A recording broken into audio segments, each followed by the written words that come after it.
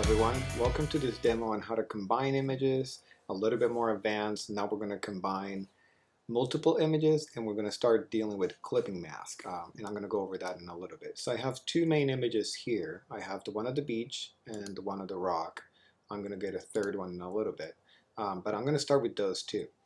So the goal will be to put that rock on this image right here and make it blend in with this scenario. So the first thing I have to do, I'm going to go to the rock image and I'm going to select this rock and I'm going to use the pen tool. So the first thing I'm going to do is duplicate my background layer. So I'm going to do Command J. Okay, so that way I have my background right here and the layer 1 on top, and I'm going to rename it to rock so I know what it is when I bring it to the other document. And I'm going to go to path right here and I'm going to go to this little icon on the top right and I'm going to click on new path. Okay, once I do that, I'm going to also write here rock so that way I know what it is. And after I do that, I'm going to select my pen tool. The shortcut is P for pen tool. The icon is right here in case you want to see it. Once you have the pen tool selected, you can go ahead and zoom in anywhere on the edge of the rock. Okay, so you want to be close enough. I'm not going to zoom in too much because I want to do this quicker. Mine is not going to be perfect, but I want to do a selection quick enough, but good enough so that way we can actually do the demo. So I'm going to go ahead and start clicking. And remember that for the pen tool, if you click once, it will be dots on a line, okay, straight lines. If you click and drag, it will do a curve. I like to use the curve mainly because I can go quicker, and you can also, have more control, more soft at the edges of things, because you have a soft instead of having like a straight line. There are moments that there is so much detail that I would actually do a bunch of dots. Let's say, for example, here, because I feel like I can have a more dramatic turn. So there are scenarios that I do straight lines. Also, if there is a straight line in the image that I'm selecting, I will go ahead and do that. But for example, here, instead of doing a bunch of clicking, you can kind of get like a closer, area and make it connected bigger with bigger lines instead of having a bunch of clickings. Obviously, if I care a lot about the image, I will actually zoom in more and be a lot more careful. I'm doing it, as you can see, a little bit inside so that way I can be a little bit more loose.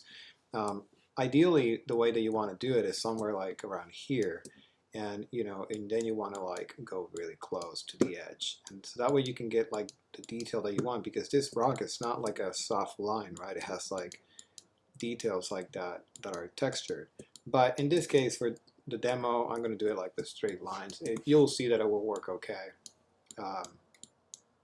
Now, this is the part that I am going to talk about real quick, is this area here. Now, if you were going to use any of the automatic tools like the quick select or the magic wand or the magnetic lasso tool, any of those tools here will be an issue because it's so dark that it has no contrast to define the area and attach it. So it's going to start going crazy. So that's one of the reasons why the pen tool here does a better job, because you're in control where it will go. And usually you want to make an assessment, right? Like looking at this area, it seems like the line probably will follow somewhere here. Now you can see with your eyes, but if you try to do one of those automatic selection tools, it will have trouble. It will not be a smooth line or straight. It will start doing crazy stuff. So for this reason, I picked a pen tool here. Besides the capability of going back and picking the feather that I want and all that. And you can see I didn't do it perfect here. If I was gonna be really meticulous, I would actually go in and do a good job. But for this, I'm just gonna go quick, so that way you can have a quicker idea without losing too much time looking at this demo, so you can actually try it yourself. So again, you want to be a little bit more zoomed in and be a little bit more careful than what I'm being right now. And I'm going to overemphasize this because I already did, but remember that when you're doing the selection, you don't want to be right at the edge or selecting any of the blue. It's actually better to be a little bit inside so you don't end up with this halo of the sky. Okay, so that's very important that you always do it a little bit inside it will save you a lot of headaches trying to go with the brush and the mask, trying to fix that later on. So it's better that you do it this way. Okay. Now we're getting closer to our area. So it didn't take that long, you know, and I think it's worth it even if it takes a little bit longer initially to do the selection with the pen tool. But you can have so much capability of manipulating this selection later on and going back to it if you need to, that no other tool will give you. So it will actually be more work on the long run trying to fix something that you could have prevented it if you would have done it right.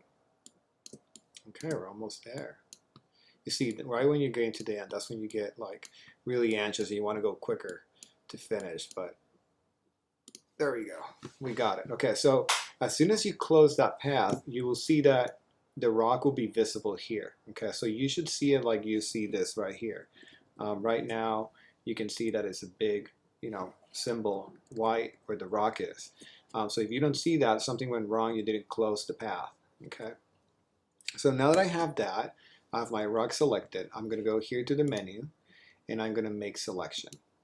This is a part that's important because you have to have some feather, and that is basically how soft the edge is going to be. I'm going to put let's put 1 right for now. I think that should be good enough.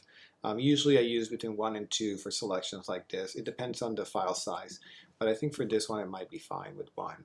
So once I do that, I'm going to go here again to the layers. I'm going to click on the layers because we were on path. I'm going to click on the layer right here. And I have my rock that, remember that we did a copy first. And the reason is because now this selection, I'm going to transform it into a mask. And you were not going to be able to do that if you had it on the background. Okay. There are ways to get around, but it's easier if you get in the habit of doing it this way. So once you do that, you can click on the mask. And as soon as you do that, you will see that automatically it basically covers that background. Okay, you don't see it right away because you still have a copy underneath, but if I hide this right here, boom, there you go. You see it perfectly. Okay, so this is the image that we're going to bring to that other document. So I'm going to go ahead and click on the move tool, so it's selected, and I'm going to go ahead and click and drag it up and then bring it down to this one. It's going to give you like a message right now because the color profiles are not the same, but for me it doesn't matter because this is just a demo. So I'm going to go like that, and you'll see right away a big difference. The color of this image is actually red and the other one is not red, so you have to fix that. And another thing that you have to start taking into consideration when you're combining images is where is the direction of the light source coming from. So if you see this image, even though there's not a direct sunlight anywhere here, there is the sky on the left side. And this rock right here, you can tell that this left side is brighter than this area. And in this rock that I brought up, it's actually the opposite. Okay, so the first thing you have to do is press Command T. Okay, and you're gonna right click inside the image, and it's on a PC will be Alt. Okay, or you can just right click it. On a Mac, you basically have to hold Control and click, and then you have this menu. And once you get this menu at the bottom right here, it says flip horizontal, and then you end up with the image how you want it, and then you double click. Now I probably want it smaller too, so I might go back to that free transform, so I can put it somewhere here. So I'm going to do Command T. You could have done it on the same transformation. And you scale it down. If you go on the outside corner, you can also rotate it. So I'm going to try to fix it somewhere around here. Let's maybe make it a little bit smaller. I think that's a good area to put the rock. Now, there are a couple of things that we still have to fix. The exposure of this rock is different at this location, and the color is different. So that's where we're going to start introducing the clipping mask. If I were going to come here to my curves, let's say, and I click here, and I try to make this darker, everything will get darker, right? Because the curves is above the rock and it's above the beige layer right here in the background. So that's what happens when you have an adjustment on top of multiple images. It will affect everything underneath, okay?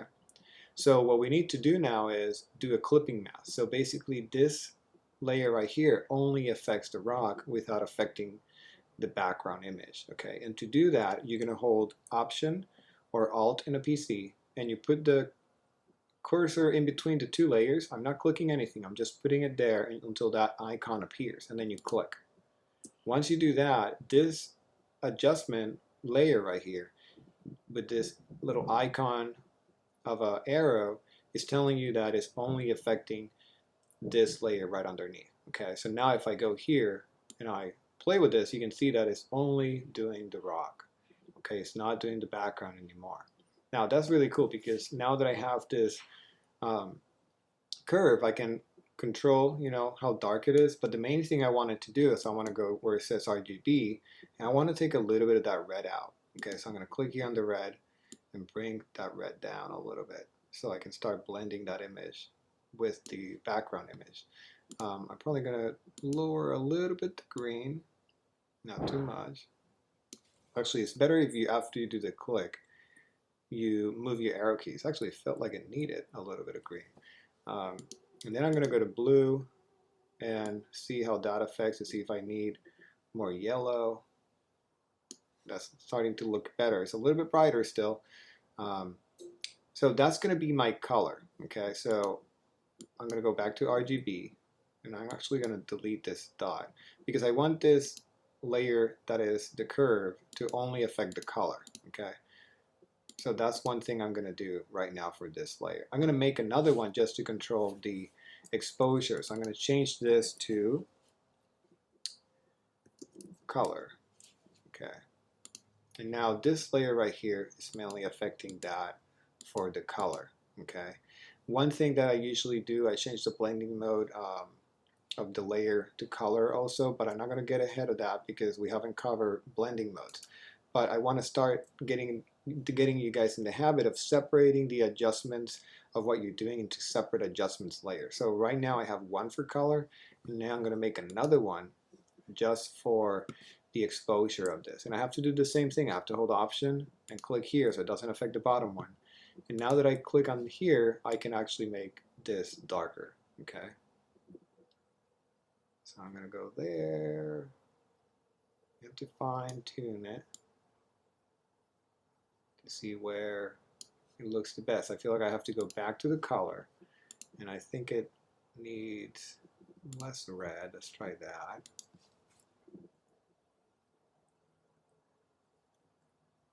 And then less magenta.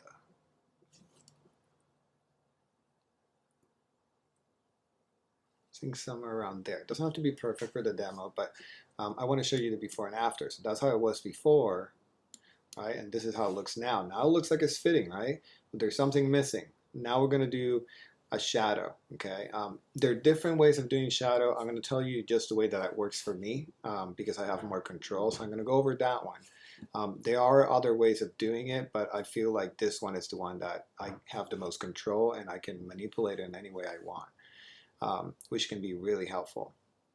So what I'm going to do now is add a shadow right here to the rock because right now it looks like it's levitating, right?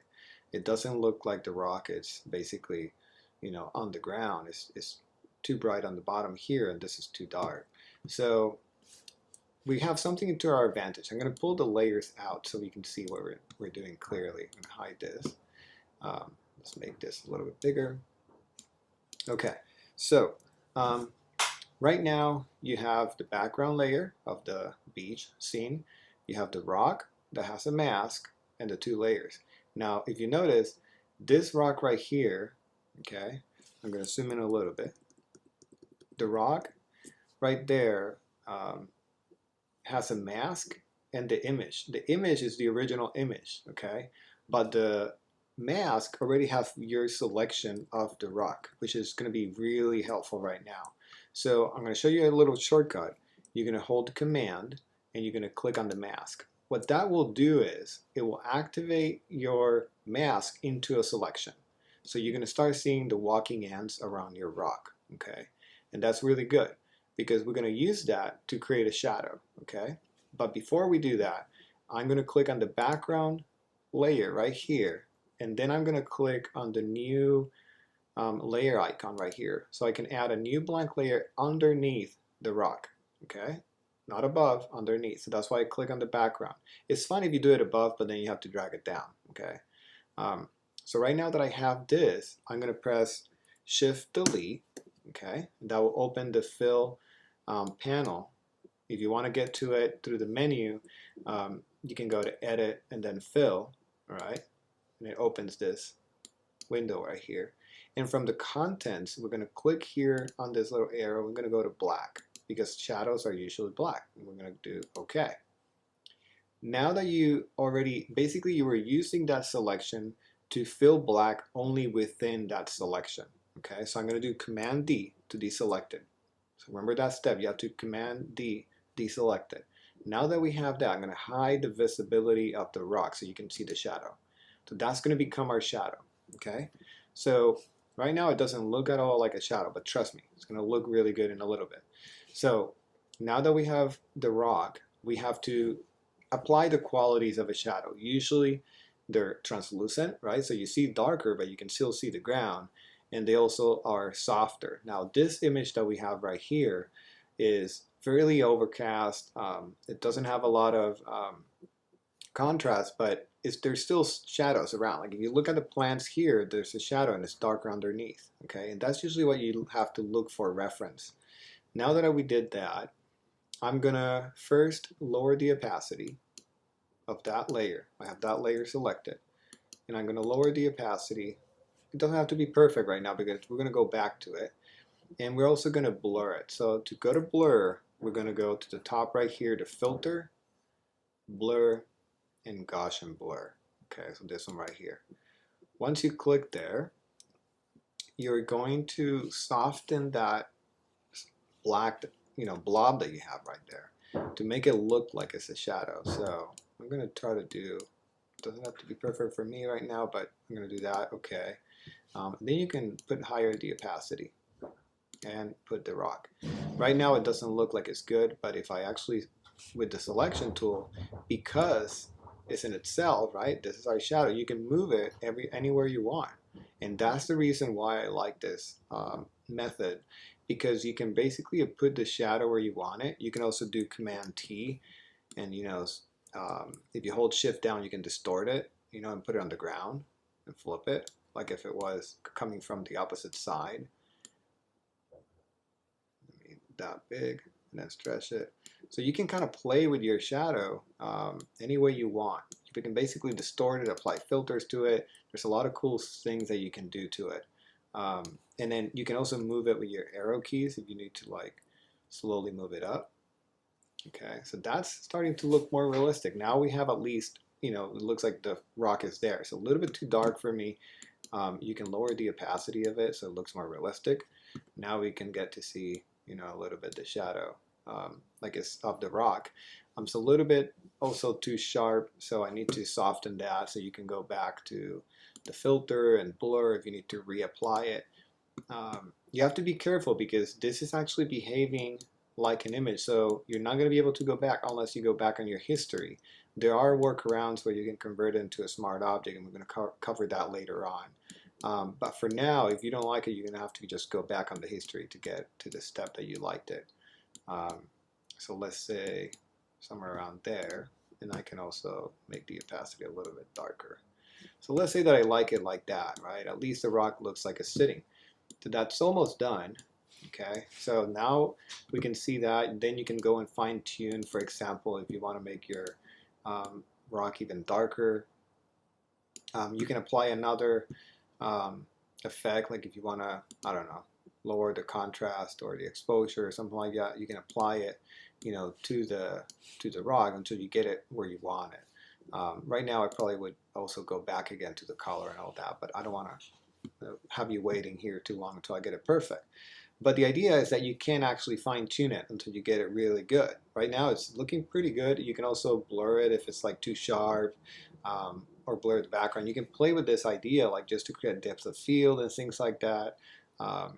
It can be really useful. So that's the majority of the lab that you're going to do. But now we're going to jump into something else. It's a new tool, and we're going to use it because I want you to learn how to do selections that have hair. One of the hardest things to do in Photoshop when you're doing selection, well, at least it used to be really hard, it was the hair, right? If you have a lot of detail with the pen tool, it's not that great. I used to draw hairs with the brush and like to fake it so it looks more natural, because when you did selection it was just like a straight cut. So hair is actually really difficult, but there was a CS, I can't remember what version it was, they introduced some tools that made it easier for you. So I want to cover that, and this is going to be kind of silly. I'm going to go over Bridge real quick, and I'm going to open this image of a monkey. And in this image, we're actually going to put it in on top of, we're going to put him on top of the rock. All right, so this is going to be interesting. We're going to do the same things that we did with the rock. Now we're going to use some different tools. We're not going to use the pen tool for this one because we need to grab all that hair. It's going to be a little bit harder. So I'm going to drag this layer to make a copy, or you can just press Command J, either way. And now that I have that, I'm going to select the Quick Select tool.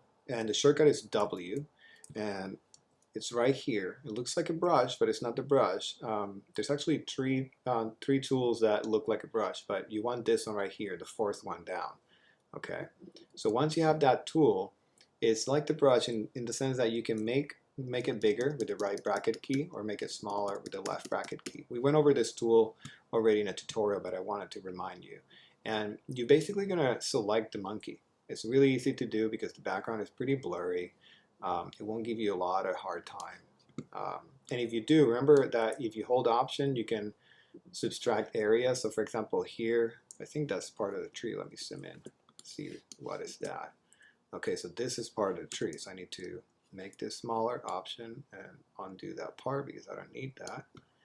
And then in between here, I have to do the same thing, Option, and then click here.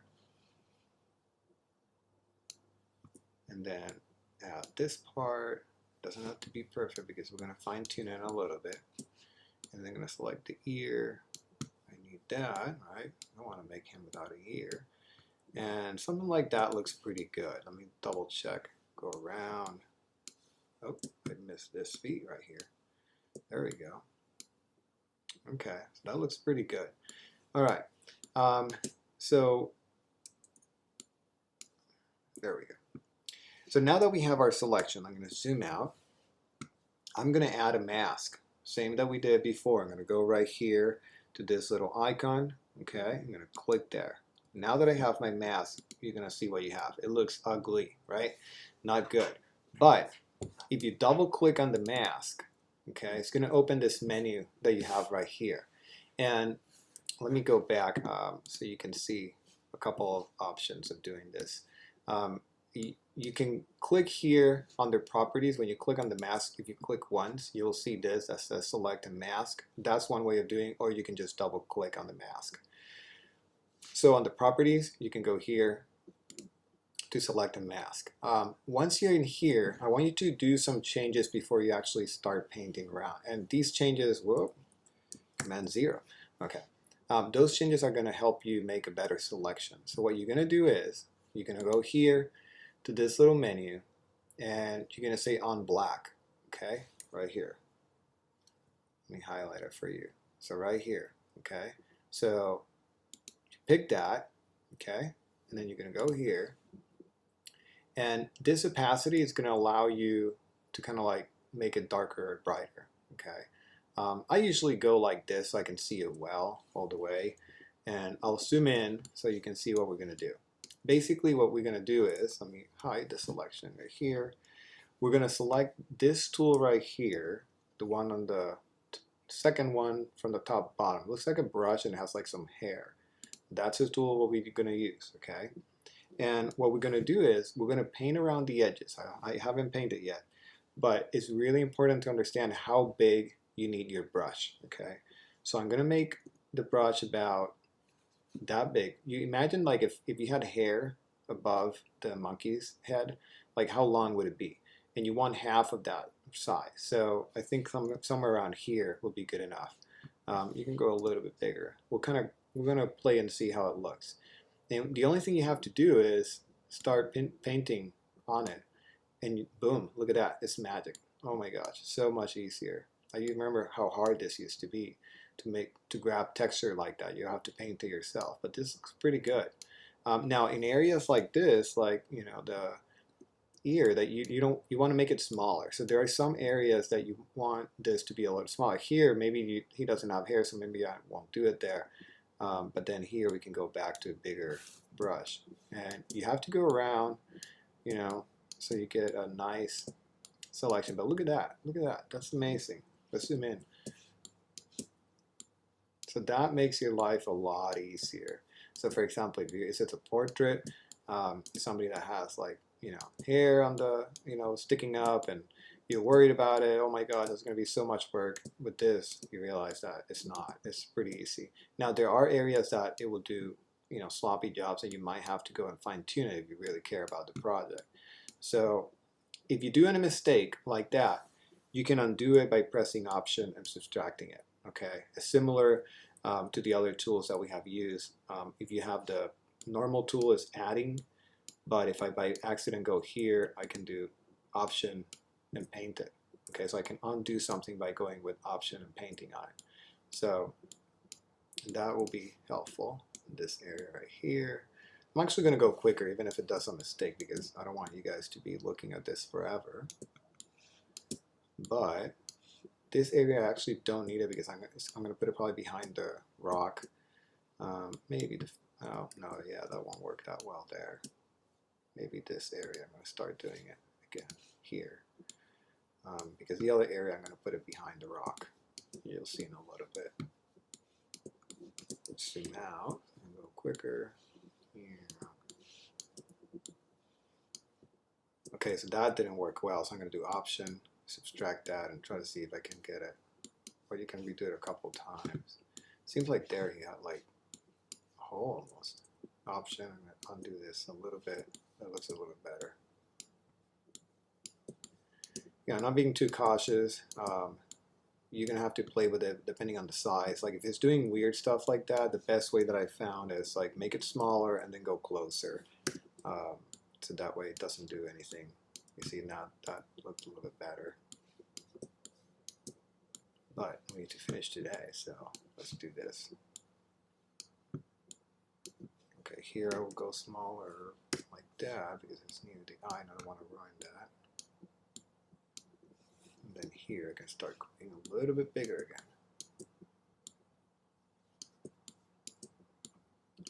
Now, it doesn't have to be 100% perfect here because we're looking at it against a black background. So things will stand out more here. Oh, look at that. That's pretty cool right there. Okay, things will stand out a lot more here than when we put him on the other image. So if you actually step back, look at that selection. That looks pretty good. You know, there are a couple of areas here and there that I would probably like fine tune a little bit. Going back and redoing it, changing the size, see if there's, you can also play with the sliders, you know, the edge, the smart radius, I usually use that too. But even the basic way of doing it that I just did, without even smart radius, it worked pretty good. But these are things that you can play with. If you can find, you know, what it's doing and be like, okay, I need that. No, you can go through these options right here. But for now, this is just a basic introduction. We're not going to even go play with that because I just want you to combine it with the other image and give you a small introduction into this. So after I do that, I'm going to press OK. And basically it apply that and look how it looks. It looks pretty good. Now that I have that, I'm going to bring him onto the other image. I'm going to select my move tool all the way over here. And I'm going to select him and drag him to the beach one right here. Okay. Oh, because it's within this, that's a good accident that I can teach you. Right now when I dragged him in and put him in between these ones and they're attached, so I have to actually get him out of there. You see, because it was within the clipping mask.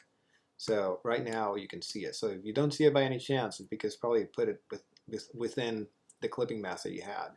And you actually want it behind the rock anyway, because we're going to put him on the rock right here. And I'm going to do Command T, scale him a little bit smaller. Yeah, now you're going to be questioning images that you see online. It's like, is that real? Well, yeah, most of it is not. So there we have our monkey right here. You know, you have to play with the brightness. You can also flip him horizontally to make it look better, or probably smaller because the scale is off. Like a monkey is not that big. You know, you can be more subtle, something like that, so it looks more realistic. So he's like sitting behind the rock right there. So the next step that you have to do is you have to also apply a clipping mask to him. So I'm going to click on the curve. It's right above the monkey option. Attach the clipping mask. Now I can go to here and then play with how dark he is, so I can make it more realistic. And you can also take, you know, contrast out to make him a little bit softer, so it blends in better. Maybe a little bit darker. Let's do this. I have a better idea. I can just drag this down and then do this. There we go. That's starting to look better. And now the problem is dealing with the sharpness, like the rock is sharper him, because then that kind of reveals to the viewer that's fake, right? If something is sharper than the other. So you have to also play with that idea. So I'm going to zoom in and see how this looks. Right now, this rock, like I see this rock actually sharper than that one. So I probably want to softer this image. So I'm going to click on this layer right here of the rock. I'm going to go to Filter, Blur, Gaussian Blur. And that's too much, obviously. So we're going to do a little bit only. This is very subtle. You don't want, like this, probably like less than 1.